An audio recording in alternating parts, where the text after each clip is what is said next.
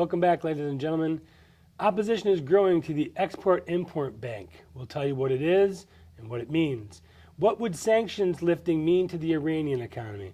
So, Maury, first of all, I'm reading a lot of stories about opposition in Congress about the Export-Import Bank. And people are asking me what it is. I really don't know what it is. So well, nobody talks much about it. It's another way for the White House and its minions to control trade. That's basically what it is. For instance, right now we should be lifting the embargo on oil because we've got such a tremendous surplus, such a glut. You know, you hear the word glut a lot. The demand for oil worldwide is down. Part of the reason is that the Chinese are slowing down. They're slowing down. They're more or less reorienting themselves to catch up with all this huge growth they've had. But more important, they made a deal with Russia that Russia would supply them with practically all the oil. So they're not buying their oil anyplace else to any consequence. So suddenly you got a shortage of demand, and you got at the same time we got into this fracking, which if nothing else had prevailed, we would be controlling the world of oil. But the Saudis figured that one out pretty fast, and they demanded OPEC to go along with them on November 27th when they had their Vienna meeting. That time oil was around $80 a barrel. It immediately went down, and consequently what you've got is the Saudis still at this moment have control of oil and the price of oil, but they are fading fast. So how does the Import-Export Bank work into that? Well, the Import-Export Bank, in order to import anything into the United States, you have an agency. To export anything to the from the United States, you have an agency. And they will tell you, well, we're getting too much of this in there, so they will find a way not to finance. You know, in order to import things into the United States, it isn't all going into private business. It's going into a major part of the government. They control what the government wants to have come into this country. Like what? Give me an example. Well, I mean, oil is the best example until such time as we started hydraulic fracturing. They want to control the price of things. They want to control shortages, and they want to control surpluses. The reason that... So then how do you get into a trade deficit if you're controlling the imports and exports in that fashion? Well, trade deficit has to do with the fact that we're spending too much on social objectives, and as I mentioned to you before we started... Like entitlements, you mean? Pardon me? Entitlements, you mean? Yeah, entitlements. You go all the way back to the Social Security, and they won't get off the 65 age kick, even though most people today live to 80, 85. Yeah, exactly. That was at the time when Roosevelt put it in 1934, 35. The average age limit life expectancy was about 60. 65. Yeah. So you figured very few people. Right as soon as they get to the point where they die off is when they're eligible for their benefits. But people fooled them. They're now living to be 80, 85. And they haven't changed the limit.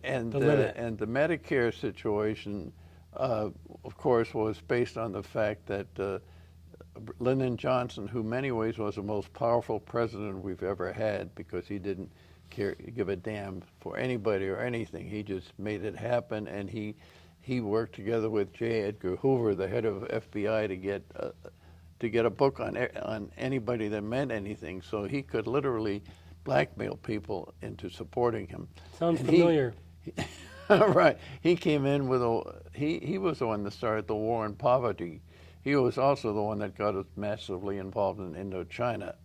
I would say in many ways, Lyndon Johnson was the most dangerous president we ever had. And we've spent trillions of dollars on the war on poverty, and we aren't anywhere closer than we were back when he started. What do you mean any closer? We're worse off today than we were. And we've spent how much money trying to multi-trillions prop up the poor in this country? Yes, but they also motivated people not to work even if they could. I'm not saying that there are a lot of people who wanted to work haven't gotten jobs. I'm not making a blanket indictment, but I'm saying is the idea of working for something, maybe getting a little less than you would hope to get as far as your paycheck.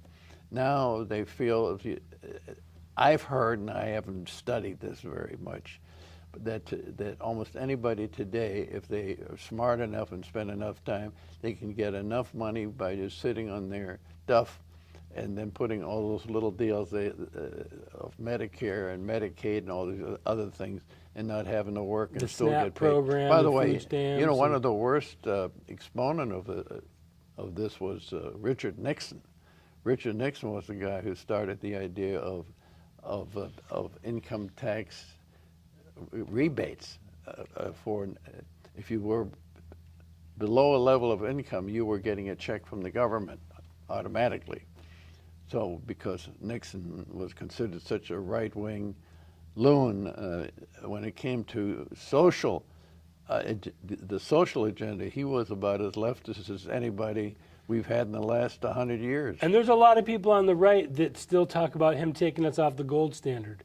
I know you're not a big proponent of gold, but wasn't it a good idea to have something to back your currency with? Yes, there were two. I'm glad you brought that up because there's a big misunderstanding. First of all, Roosevelt was the one that put a price on a top price on gold of $35 an ounce, and this was somewhere again in this early years, 34, 35, somewhere in there. But you still had Fort Knox, which was filled with gold bullion, and the budget was tied in some way to the amount of gold that we had in Fort Knox. When's the last time that we did an audit of the gold in Fort Knox? 30, 40, 50 years ago? At least. Well, so now it's filled with crickets and spiders, probably. Yeah, but because it doesn't mean anything anymore. When Nixon took us off the gold standard, that's when inflation really went crazy. The day that he took us off the gold standard, he was lucky. You know, when Bobby Kennedy was assassinated, he had to go against Humphrey. Well, Humphrey was a nice guy, a former druggist, but of no consequence. So he barely beat him in the '68 election. And of course, there was a lot of anti-Vietnam sentiment at that time. So Nixon, you remember that time when he tried to he went for governor of California, was defeated, and he threw a tantrum and said, well, now you don't have Nixon to kick around anymore. Well, big surprise.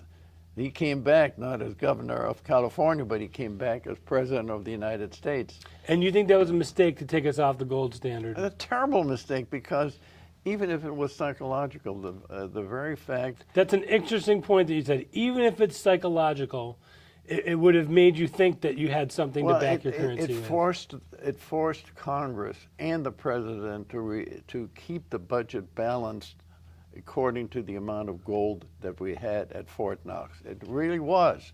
Nobody may have even audited it, but they knew darn well they had to support their position. The presidents of the United States had to support their budgets by the amount of gold that was available at Fort Knox. And it's a constitutional requirement to have a balanced budget. I don't know how we can get away with this year after year after year. The last 8 years or 6 years, we didn't even have a budget. Well, that's because you had two things going. First of all, the budget that President Obama proffered was so ridiculous. Not even one Democrat voted for it. Not even one. They all voted against. And secondly, Harry Reid would not allow anything to come to a vote, even when they controlled the Senate, because he didn't want to take a chance of offending his Lord and Master, Barack Obama. Oh, they meant his weight machine. the one that he repeatedly got thrown into.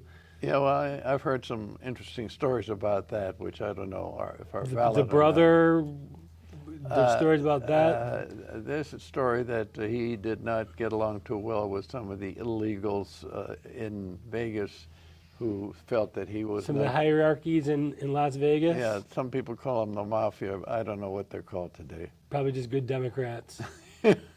We need to take a quick break. If you'd like to email us with their comments or catch a segment you missed, just go to theworldreport.org. You can also follow Maury on Twitter @mbeshla.